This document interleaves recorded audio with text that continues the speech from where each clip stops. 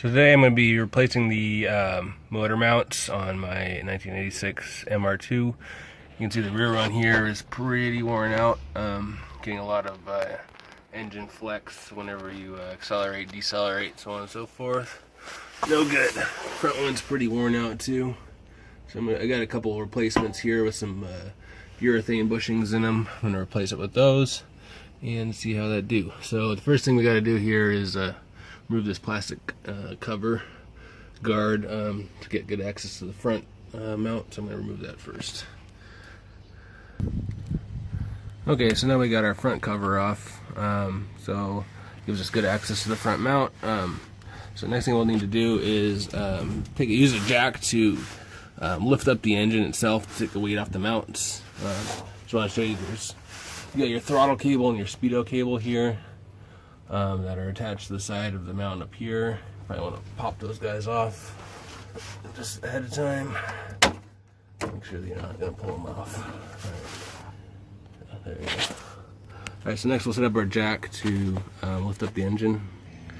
Okay, so what we've done here is position my jack underneath the engine. I've taken a block of wood here, some good soft wood, and put it between the jack and where I'm going to be lifting from, which is basically the bell housing of the transmission. And I want to try to get it nice and lined up between the two mounts, so we're kind of like lifting from like a center point, not putting any kind of side torque or anything. And what we're going to do is just barely lift it up, to kind of take the weight off of the mounts here. So you'll see them come up, and that's basically all I'm going to do right there. So let it down again. See, just enough to kind of take some weight off. So right there, that's probably all I'm going to be able to do without lifting the car off the jacks. So we'll go with that. So now the weight's mostly on the side engine mounts, not the front and rear. Okay, so I'm going to start with the front mount first. So first thing we'll do is we'll unscrew this bolt, the through bolt, first. So that'll kind of clear the engine off the mount, and then we'll remove the mount from the chassis with these two bolts here. So this bolt's actually in here pretty tough, so we're going to use the trusty impact wrench to break it loose.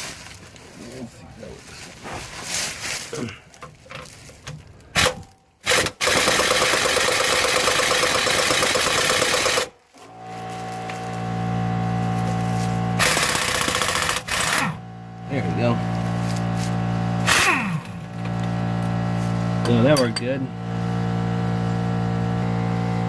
So the bolt slid right out of there, right out of out of the grommet there in the mount. So that was nice and easy. So the next thing we'll do is remove the two chassis bolts for the mount. So if you're wondering, the chassis bolts are held on with a 14mm socket, or sorry, 14mm bolt. Go ahead and use the impact to get those off too, just for easiness sakes.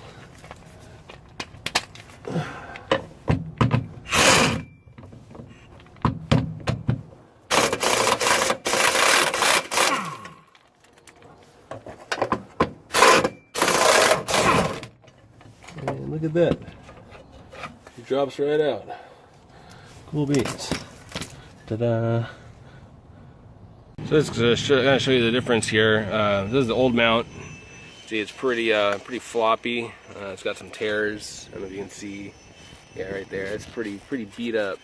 This is the new mount. It's not really new. It's a used part I got off of somebody who's parting out their MR2, but it's got some urethane bushings in it. Certainly a lot more tough, more rigid. So hopefully it'll stiffen up my my drivetrain. Hopefully not too stiff. Hopefully not too noisy, but we're doing this on a budget, so if it works, it works. I just wanted to show I put some little bit of bearing grease on the surfaces of this urethane here, so it'll slide into the bracket nice and easily, and also just to prevent it from rubbing itself to death. Once the car is installed and driving down the road. So I've heard it's good to grease up these any of these urethane bushings where you can. Also, you don't want to forget to take your cable holders and take them off your old one and put them on your new one. So do that. Oop. Slips out. There we go, ta-da. And then this goes on this side. Probably right here. No, right there. Just like that. So I just kind of wanted to show, I got the mount back in place here. I kind of left, got the 2 bolts on the bottom here. I kind of left everything a little loose, just so you can kind of wiggle it, make sure, you know, you got to kind of keep it a little loose to make sure everything lines up, and adjust if you need to. So right now I got kind of this this bolt hole actually is kind of wide, so it can go up or down. I got it kind of centered here in the middle. So I'm going to tighten these guys, this guy first, and then I'm going to tighten these 2, and then that should kind of square it up where it needs to be, and pull it all into place.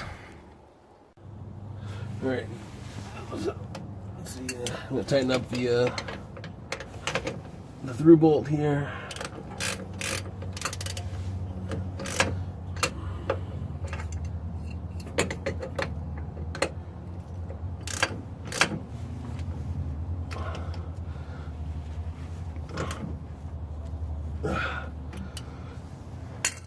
And then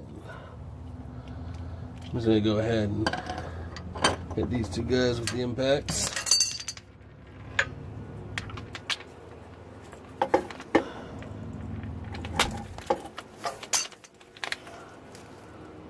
Medium torque.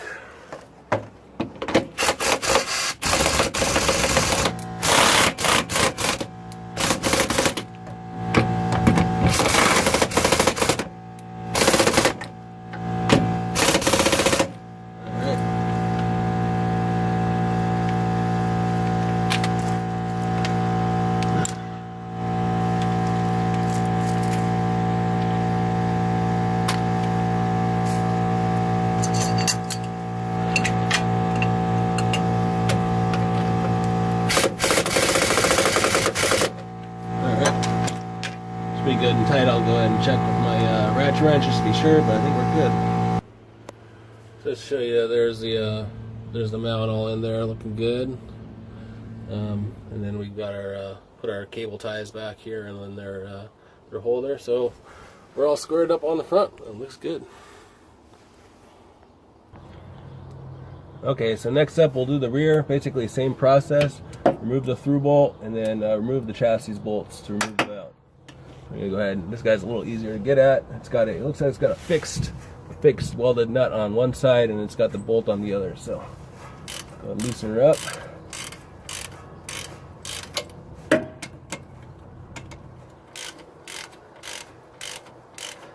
While I'm doing this, just a reminder, yeah, make sure you got good solid jack stands. I got one at all 4 corners.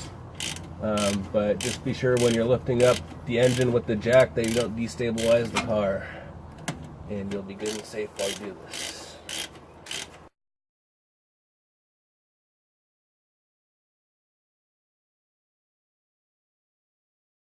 And out she comes, just like that. Well, now we'll do the chassis bolts next. Those look like the 14s again. Let's go ahead and use the impact for that.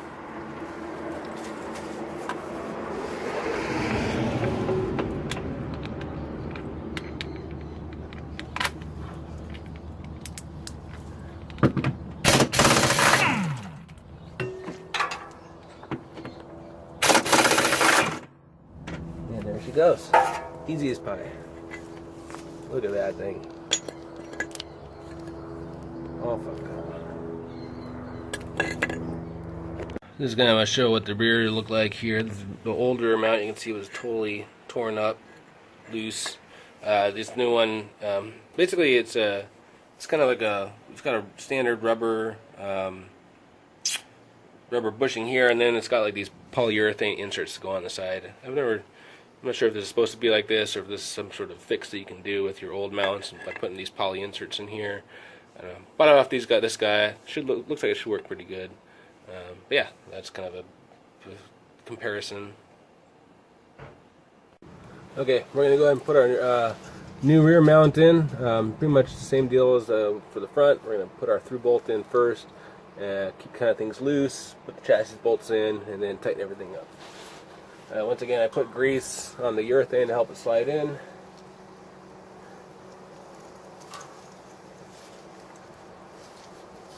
Slides in nice and easy. Easy peasy. Slide in our through bolt. Very good.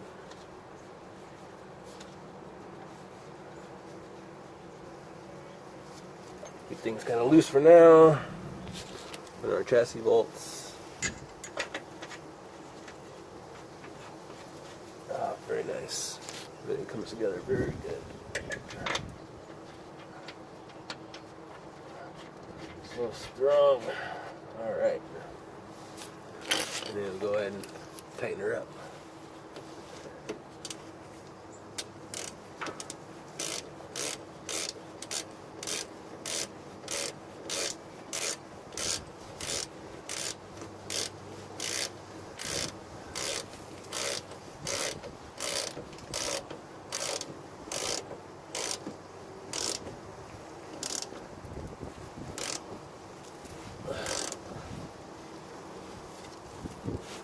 Alright, good and tight.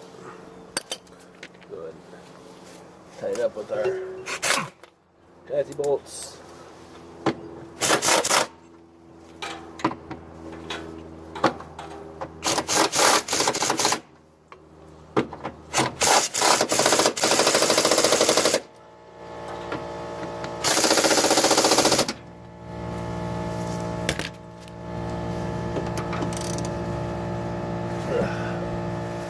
Alright, good and tight. Alright, so here's the mounts. Ta-da, ta-da. Alright, so they're nice and in. Last thing we gotta do is basically just put our cover, our splash guard back on. Okay, well now that our cover's back on, we can give her a little test drive and see how this little fix did. Alright, so I'm taking the car for a test drive after installing these new engine mounts, the polyurethane engine mount. So one thing I noticed is that there's definitely some more noise and vibration transmitted from the engine to the chassis. It's not terrible, but it's certainly more noticeable. It's not as bad once you get up higher in speed.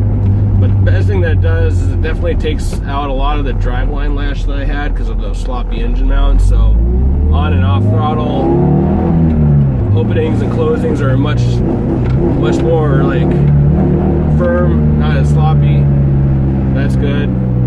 It also seems to help out with my shifting, helps the shifting go a little more smoothly because the engine's not rocking quite so much. Let's bust out some shifts here and see how it do.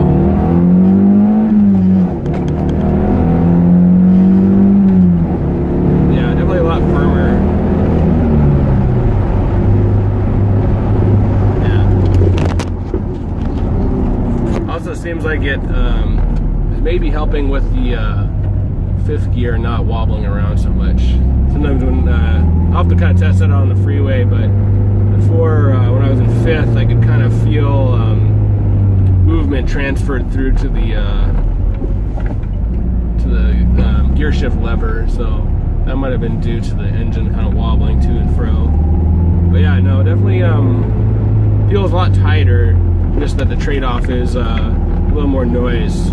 So probably if you want to do this without as much vibration noise getting transmitted through, opt for some rubber engine mounts. I just happen to get these poly ones for super cheap, so I'll kind of put up with them for now, and if I do want to replace them, hey, it's easy to do. I could have done this job in probably a half hour if I hadn't been recording it. So yeah, pretty easy. Overall, it took me about an hour to do. So if you got an old car, old MR2, worn out bushings on your engine mounts, this is an easy job. I should also mention that you can either buy the mount and bushing complete together, or I guess you can buy inserts. So you can take the old mount housings, push out the old rubber somehow, I'm not sure how, and then put in new material, either polyurethane or rubber. But I know I've seen probably the easiest thing to do is just get the mount with the rubber already installed it. I know Rock Auto's got them. Yeah, easy job. All right, well, I hope this helps out, and you guys have a good one.